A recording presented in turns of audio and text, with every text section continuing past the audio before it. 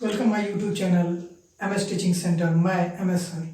आइए इस वीडियो में एक्सरसाइज 1.2 का क्वेश्चन नंबर 6 देखने जा रहे हैं। तो चलिए हम लोग स्टार्ट करते हैं। क्वेश्चन है, व्याख्या कीजिए कि 7 × 11 × 13 प्लस 13 और 7 × 6 × 5 × 4 × 3 × 2 × 1 प्लस 5 भाज्य संख्या क्यों है। या इतना तो पता चल गया कि ये दोनों भाज्य संख्या है। भाज्य संख्या क्या है, आप मेरे वीडियो संख्या का जो प्रकार दिए उसमें हम भाज्य संख्या का ज्ञान दिए हैं, उसे जरूर देखिए। तो यहां से हमको पता करना है कि ये क्यों भाज्य संख्या है। इसमें दो संख्या बन रहा है, एक ये वाला संख्या जो भी संख्या बनेगा ये, और एक इससे जो भी संख्या बनेगा, दो संख्या का बात कर। ये भाज्य संख्याएं क्यों है। अभाज्य गुणनखंड का हम लोग अगर जिक्र करते हैं तो चलिए अभाज्य गुणनखंड पे हम लोग भाज्य संख्या का परिभाषा बनाते हैं। अभाज्य संख्या तो जिस संख्या का अभाज्य गुणनखंड दो या दो से अधिक हो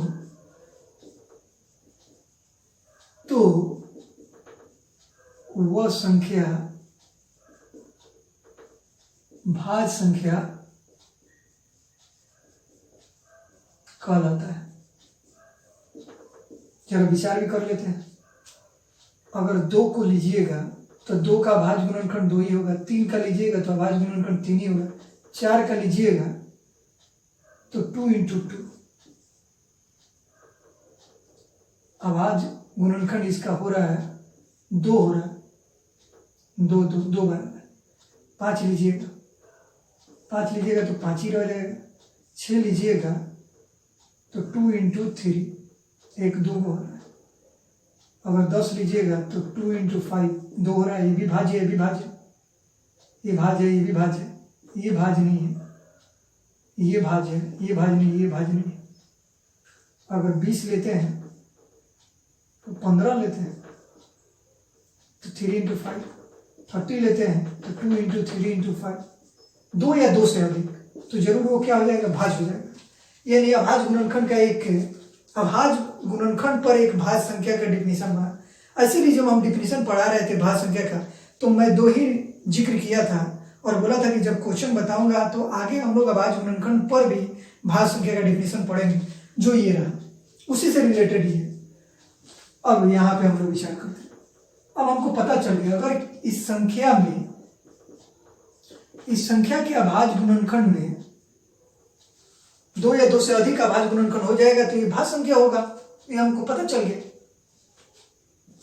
चलिए देखते हैं इसका अभाज्य गुणनखंड 20 है, लेकिन वो ये प्लस देखिए थोड़ा सा गड़बड़ कर दिया। अगर ये गुना में रहता तो हम लोग आसानी से बोल देते कि ये जो भी इससे संख्या बनता उसके अभाज्य गुणनखंड 1 2 3 4 होता। तो इसलिए ये भाज्य होता, लेकिन यहाँ पे गुना नहीं देखो, प्लस दे दिया, ये तो गड़बड़ कर दिया। अगर ये प्लस नहीं रहता, गुना रहता तो हम तुरंत बोल देते कि इससे जो भी संख्या बनेगा उसमें इसका अभाज्य गुणनखंड 1 2 3 4 है तो भाज्य संख्या होगा। लेकिन यहाँ पे थोड़ा सा क्वेश्चन को घुमा दिया, ये गुना नहीं देकर यहाँ प्लस दिया है, तो इसीलिए हम इस टर्म को गुना में लाएंगे।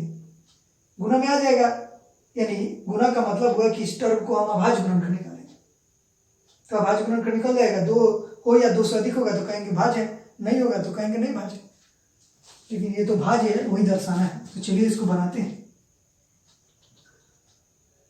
इसको हम लिख सकते हैं, 13 दोनों में कॉमन हो रहा है, 13 बाहर निकाल लो तो ये इस टर्म में दिखने लगेगा। 13 गया तो यहाँ 1 बची, ये 13 गया तो 1 बची। तो जब इस टर्म में दिखेगा तो अब इसको गुना कर लेते हैं। इसको जब गुना कीजिएगा 7 × 11 77 और ये हो जाएगा 178, यानी एक बार और मैं कर लेता हूँ। 77 + 1 बराबर 77 × 78। 77 इंटू इसको भी तोड़ सकते हैं या इतना ही तो बोल सकते हैं कि इसका गुणनखंड अभाज्य गुणनखंड आ रहा है आपका 2 से अधिक। इसको तोड़ेंगे 2 से लगेगा तो 2 1 3 और ये हो जाएगा 9, यानी फिर ये 3 से लग जाएगा 13, यानी ये टूटेगा, ये वाला टूटेगा 2 इंटू 3 इंटू 13, यानी पता चल गया कि 13 इंटू 13 इंटू 3 इंटू 2 इसके अभाज्य गुणनखंड आ रहे हैं। तो लिखेंगे चूंकि इसके अभाज्य गुणनखंड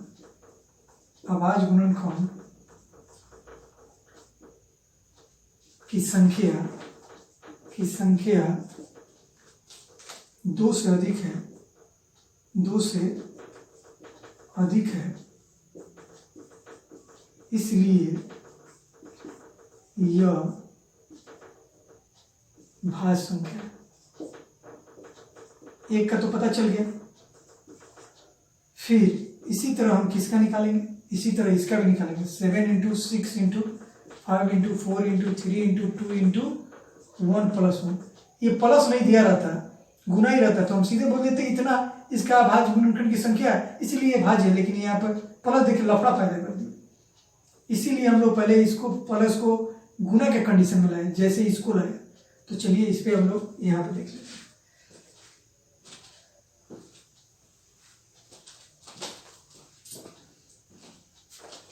ये आपको आशा करता हूं कि ये समझ आ गया होगा, इसी के तर्ज पे हम लोग काम कर रहे हैं।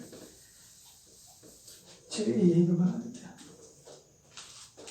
इसको जब हम लोग करेंगे तो इसमें से हमारा 5 कॉमन हो जाएगा। देखिए यहाँ से 5 कॉमन हो जाएगा, तो 5 कॉमन हो गया तो 7 इंटू 6 इंटू 5 निकल गया तो 1 बचेगा यहाँ पे, इंटू 4 इंटू 3 इंटू 2 इंटू 1, अब प्लस ये 5 निकल गया है यहाँ से तो 1 बचेगा। जब ये कीजिएगा तो 5 इंटू ये सब गुना करने के बाद आपको आ जाएगा, इतना गुना करने के बाद आएगा 1008 प्लस 1, यानी 5 इंटू ये जुटेगा तो 1009। देखिए इसका भाज्य गुणनखंड की संख्या 2 है, इसलिए भाज्य है। तो लिखेंगे चूंकि इसके अभाज्य गुणनखंड की संख्या 2 है, इसलिए 2 है, 2 लिखिए, ये वाला संख्या 2 है, इसलिए यह भाज्य संख्या है। आशा करते हैं कि ये क्वेश्चन आपको आसानी से समझ आ गया होगा। फिर मिलते हैं हम इसके लास्ट क्वेश्चन 7 पे। Thank you.